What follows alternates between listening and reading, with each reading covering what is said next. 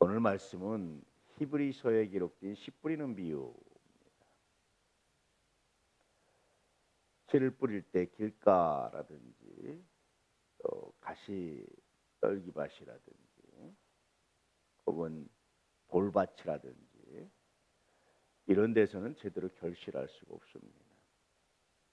좋은 밭이 되어야 착하고 좋은 마음으로 인내하며 말씀을 듣고 말씀을 지켜야 비로소 30배, 60배, 100배의 결실을 한다.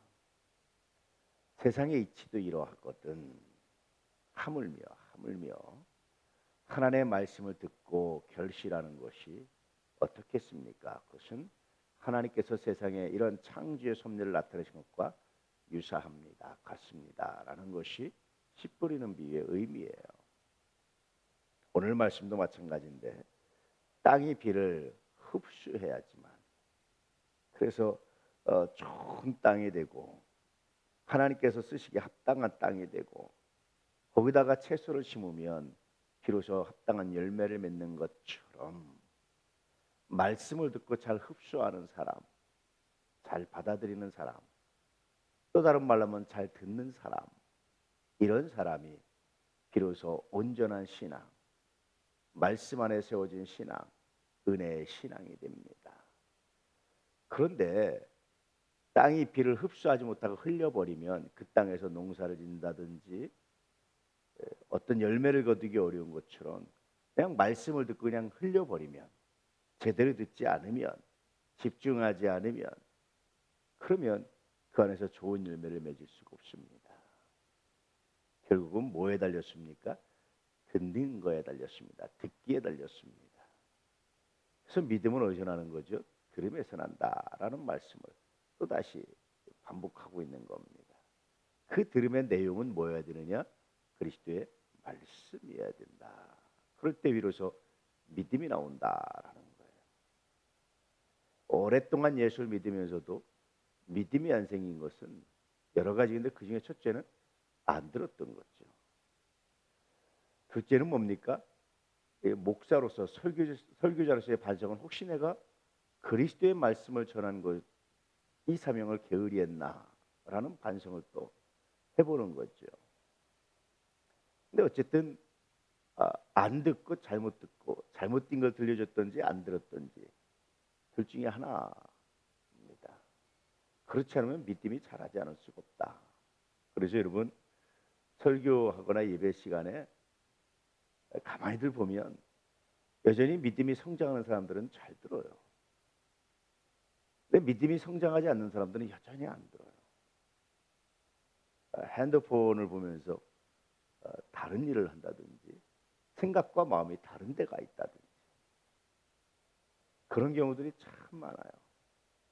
평생을 예배 시간에 앉아 있어도 믿음이 자라지 않아요. 성장하지 않아요. 그것은 정말 슬픈 일이고 아픈 일이죠.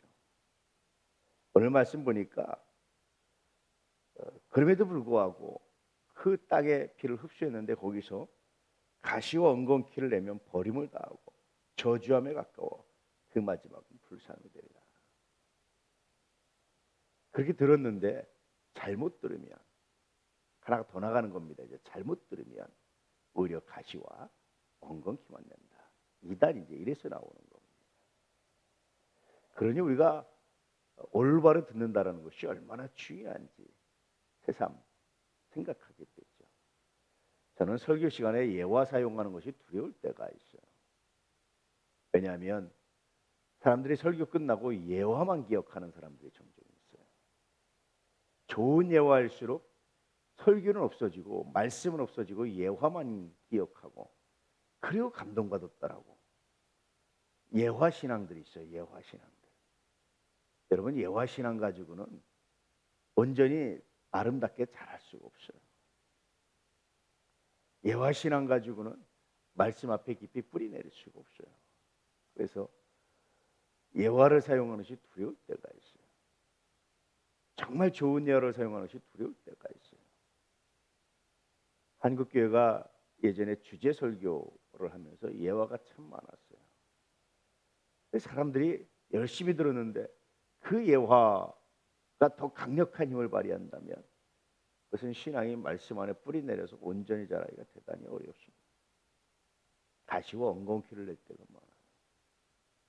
다시 본문으로 들어가면 여러분, 신앙은 듣는 것에 성패가 달렸습니다. 집중해서 들으시고 그 들은 것에 아멘 하시고, 그럴 때 신앙이 자라고 하나님 뜻이 합당한 땅이 되고 하나님이 뿌리는 씨마다 아름다운 열매를 맺는 거룩한 역사가 있습니다. 그런데 잘못 들으면 엉겅퀴를 내고 가시덤불을 내고 자기 사리사욕을 쫓게 되는 정말 잘못된 신앙으로 빠질 때가 많아요. 듣지 않으면 그마저도 없는 그냥 황폐한 황무지가 되는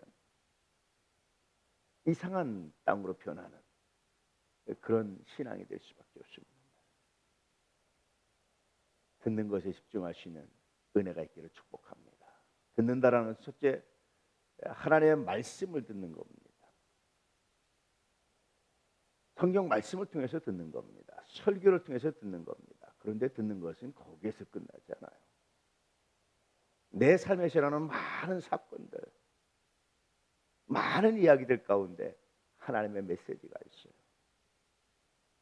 그것을 들을 수 있다면 정말 귀한 열매로, 은혜의 열매로 하나님께 드려지는 놀라운 역사가 있게 될 겁니다. 종종 말씀드리지만 어린아이부터 노인들까지 보면서 들리는 메시지가 없습니까? 우리의 삶이, 우리의 미래가 들려지지 않습니다.